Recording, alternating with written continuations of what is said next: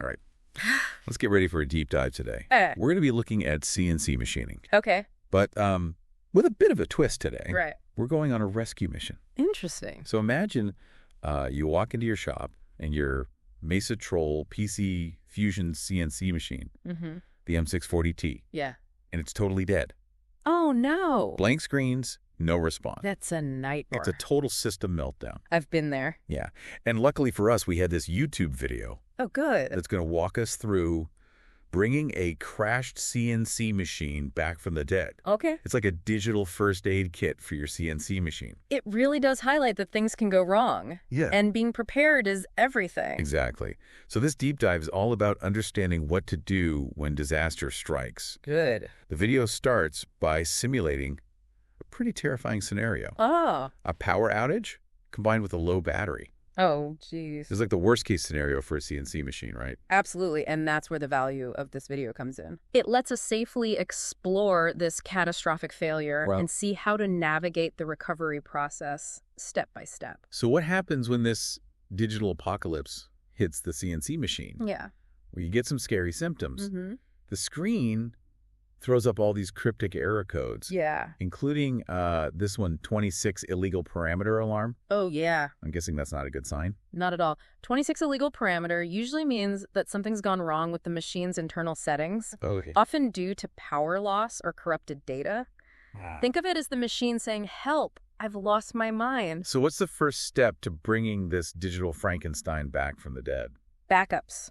Just like you wouldn't risk losing all your files on your computer, you absolutely need to back up your CNC machine regularly. That makes total sense, and the video really hammers home how critical those backups are. For sure. But it's not just a simple save button, is it? No, it's a bit more involved than that. You need to save everything. The machine's core settings, they're called parameters. Yeah. The programs that control the automation, those are called PLC programs. Even things like tool positions, custom variables, and machine-specific options. It's a really comprehensive backup. Yeah. Shows just how much information these machines rely on. Now, here's something that really caught my eye in the video. Yeah.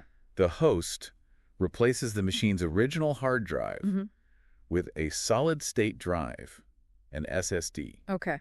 Why go through the trouble of doing that? Well, think about it this way. An SSD is like a performance upgrade for your CNC machine. It's much faster than a traditional hard drive. So the machine can access data more quickly.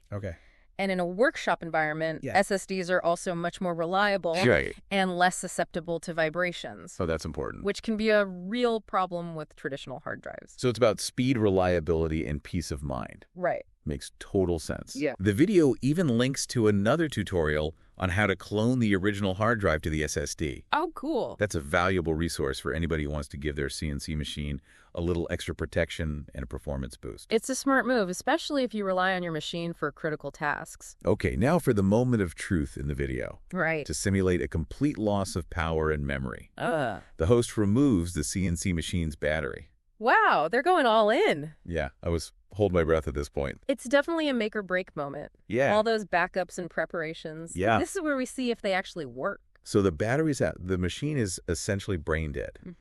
How do we bring it back to life? It's like performing digital CPR on the machine. Okay. The video walks us through a very specific reinitialization process. Right. It's like rebooting the system from scratch. And this is where things get pretty technical, right? Yeah. What are the key steps involved in this digital resuscitation? First, you got to use the rotary switch and reset button on the CNC panel. Okay. That helps to reset the system and clear any errors that might be lingering around. It's almost like giving the machine a little shot to the system, right? Exactly. But that's just the first step. Right next, you power cycle the machine. Okay. Turn it off and then back on again. Helps to ensure a clean start. And then comes the moment of truth, right? Restoring that precious backed up data. You got it. Okay. This is where you use that maintenance software to load all those parameters, PLC programs, and other settings that you saved earlier. It's like uploading the machine's brain back into its body. It really is. In the video, the anticipation is palpable. Oh, yeah. Will it work? Yeah. Will the machine come back to life? Well, the good news is the machine boots up. Oh, good. The screen lights up. Yeah. Familiar data starts flashing. Phew. It's a good sign. Relief. But it sounds like the drama isn't over just yet.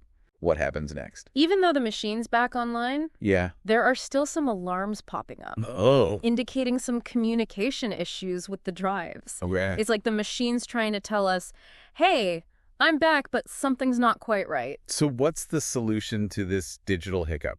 Sometimes a little patience and persistence is all you need. Okay. In the video, the host just power cycles the machine again. Okay. It's a reminder that troubleshooting can involve a bit of trial and error. And thankfully, that second power cycle seems to do the trick. It does. The alarms disappear, and the machine's humming along happily. Yeah. Crisis averted, right? Well, almost. Oh, no. It turns out the machine thinks it's in a different physical location than it actually is. Oh. This is actually a common issue after a system reset. Oh, God. But it can be a real problem. Yeah. Because if the machine tries to move beyond its physical limits, Yeah. you could have a crash. That sounds pretty scary. It is. Imagine the machine suddenly trying to ram its way through the walls of your workshop. Yeah, you don't want that. So how do you prevent this digital kamikaze mission? That's where the concept of soft limits comes into play. Okay. Think of them as virtual boundaries within the machine's control system. Mm-hmm. They basically tell the machine, this is your safe zone. Don't go beyond these limits. So it's like an invisible fence for your CNC machine. Exactly. Okay. That's a pretty clever solution. It is. But how do you set those soft limits correctly? Well, the video demonstrates how to adjust these soft limits Okay. to match the machine's actual position. Right. It involves using a few commands and parameters to fine-tune the boundaries. So you're basically recalibrating the machine's internal map, Yeah. making sure that it understands its physical limitations. Right. It's like reorienting the machine after it's woken up from a digital coma. Perfect analogy. And once those soft limits are adjusted, you're ready for the final test We are... to see if this machine is truly back in action. Right. Okay, so the machine's back online. Mhm. The alarms are gone. Yep. Soft limits are set. Right. Time for the moment of truth. It is. In the video, the host selects a simple test program, Oh, yeah. hits that start button, Yeah. and there's one more little hiccup. Oh, what? It turns out the chuck, Oh. which is the part of the machine that holds the workpiece, Yeah. isn't selected. It's a minor oversight, but it highlights the importance of checking all systems before running a program. Absolutely. Those seemingly small details can have big consequences. It's like forgetting to put on your safety glasses before starting a project. Yeah, you don't want to do that.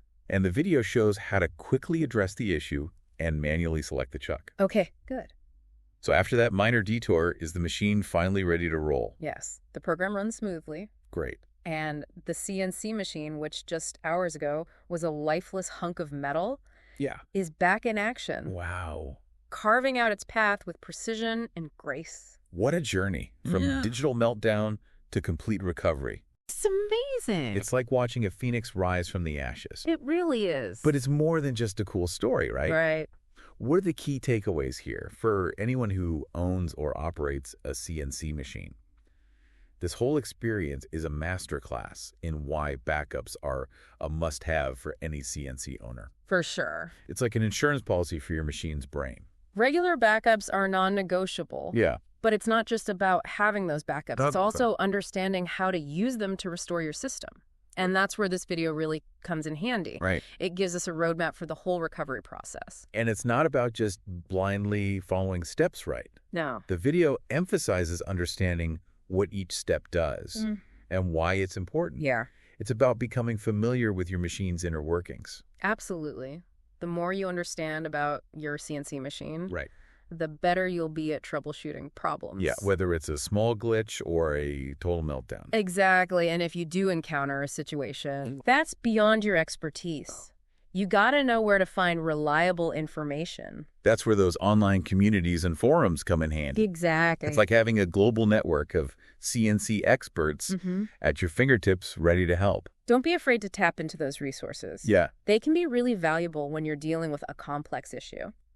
So we've talked about the importance of backups, Yeah. understanding the recovery process, knowing where to find help. Right. What about preventative measures? Oh, that's a great point. What can we do to minimize these catastrophic failures from even happening? Think of it like taking care of your car.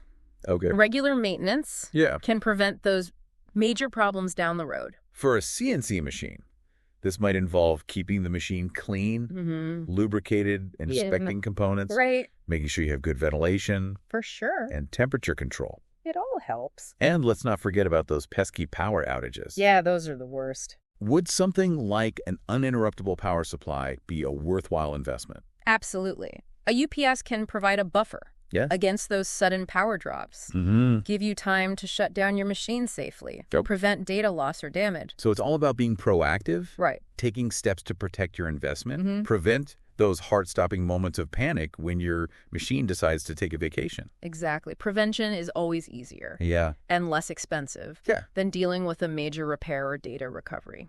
So as we wrap up this deep dive, I have one final thought. Right. We've been focusing on this pretty extreme scenario, a complete system crash. Right. But lots of CNC issues are much less severe. Oh, yeah. Maybe a program has an error, or a tool isn't calibrated right, or a setting is off. Those are the day-to-day challenges of CNC machining. And the same principles apply. Absolutely. Understanding your machine, having good resources, and being willing to troubleshoot methodically. Can save you a lot of time and frustration. It's all about becoming a CNC detective, carefully examining the clues, testing hypotheses, and solving the mystery of why your machine isn't behaving. That's part of the fun of working with these incredible machines. It is. They constantly challenge us to learn, adapt, and push the boundaries. Well said.